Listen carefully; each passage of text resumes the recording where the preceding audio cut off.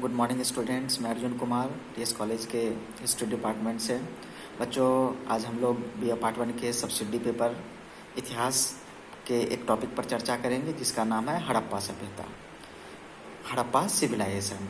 बच्चों, 20वीं शताब्दी के आरंभ में अर्थात 1920-21 ईस्वी के आसपास आर्कोलॉजिकल डिपार्टमेंट के द्वारा भारत के पश्चिमोत्तर भाग में खोज की गई एवं खोज करने के उपरांत जिस सभ्यता के बारे में हमें पता चला वो वास्तव में एक महान सभ्यता थी, जिसे हम हड़प्पा सभ्यता, सिंधु घाटी सभ्यता एवं सिंधु सभ्यता के नाम से भी जानते हैं। और उसके बाद भारत के साथ साथ विश्व को भी ये पता चला कि लगभग भारत में 5000 साल पहले एक महान सभ्यता रही थी और जिसका अवशेष आज भी है। आइए इस पर बात करते हैं। हड़प्पा सभ्यता के खोज के उपरांत हमें अनेक स्थलों के बारे में जानकारी मिली, जैसे हड़प्पा, मोहनजोदड़ो, कालीबंगा, लोथल, रंगपुर, बनवाली, सुरकोटदा आदि। वर्तमान में लगभग 350 स्थलों की खोज की जा चुकी है, जिसमें कि 200 स्थल गुजरात में है, कुछ पाकिस्तान में, पाकिस्तान के पंजाब प्रांत में एवं भारतीय क्षेत्र में है। हड़प्पा सभ्यता का जो क्षेत्रफल था वो लगभग 13 लाख वर्ग किलोमीटर के आसपास था। इसकी उत्तरी सीमा जम्मू, दक्षिणी सीमा नर्मदा नदी के तट तक, पश्चिमी सीमा मकरांद तट और पूर्वी सीमा मेरठ तक फैली हुई थी। और इस पूरे भूभाग पर एक विकसित एवं व्यवस्थित सभ्यता विराजमान थी। हमें हड़प्पा सभ्यता के काल निर्धारण में अनेक कठिनाइयाँ उत्पन्न हुई, लेकिन जो सर्वमान्य काल निर्धारण की पद्धति वो कार्बन 14 पद्धति, जिसके द्वारा हमें हड़प्पा सभ्यता के काल निर्धारण में सहूलियत हुई है। हम जानते हैं कि कार्बन 14 पद्धति के द्वारा हड़प्पा का काल निर्धारण लगभग 2500 ईसा पूर्व से लेकर 1750 ईसा पूर्व के बीच का माना गया है एवं यही सर्वमान्य काल निर्धारण है। फिर धीरे धीरे उसके बाद हड़प्पा सभ्यता का पतन होना प्रारंभ हो गया।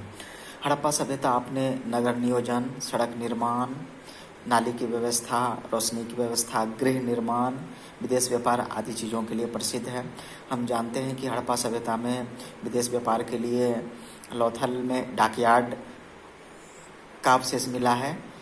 डाकयार्ड अर्थात बंदरगाह, और लोथल से विदेश व्यापार होता था और वहाँ पर फारस की भी कुछ मोहरें मिली है एवं अन्य जगहों की भी मोहरें मिली हैं, जिससे ये पता चलता है कि हड़प्पा सभ्यता या हड़प्पा साम्राज्य का व्यापार अन्य दूसरे देशों से किया जाता था अपने समकालीन साम्राज्य से।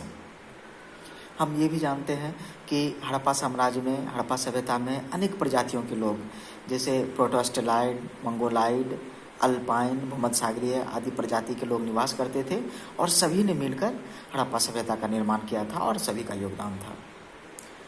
हड़प्पा सभ्यता में मिले बहुत सारे पुरास्थलों से हमें बहुत सारी वस्तुएं प्राप्त हुई है। जैसे हड़प्पा से हमें कब्रिस्तान, कर्मचारियों का आवास, संख का बना बैल, स्त्री के गर्भ से निकलता हुआ पौधा आदि जो अवशेष है वो हमें हड़प्पा नामक शहर से, स्थल से प्राप्त हुए। उसी प्रकार मोहनजोदड़ो से भी हमें अनेक वस्तुएं मिली है, जैसे विशाल स्नानागार, विशाल स्नागार, मुहर, कांसे की नृत्यरत नारी की मूर्ति, पुजारी की मूर्ति आदि हमें मोहनजोदड़ो स्थल से प्राप्त हुए हैं। लोथल से हमें डाकयार्ड, अन्न के अवशेष मिले हैं। बनवाली से हमें तिल, सरसों, भूसे के ढेर, वनाग्र आदि की प्राप्ति हुई है। लोथल से डाकयार्ड अर्थात जहाज़ों की गोदी, अन्न, खाद्यान्न, घोड़े की लघु मृण्मय मूर्ति आदि की प्राप्ति हुई है। उसी प्रकार कालीबंगा से जुता हुआ खेत, हवंड कुंड का साक्ष्य मिला है। इस प्रकार हम देखते हैं कि जो भी महत्वपूर्ण पुरास्थल थे हड़प्पा सभ्यता के, वहाँ से हमें ऐसी वस्तुएं मिली है और ऐसा प्रमाण मिला है जो हड़प्पा सभ्यता को महान बनाती है। धन्यवाद।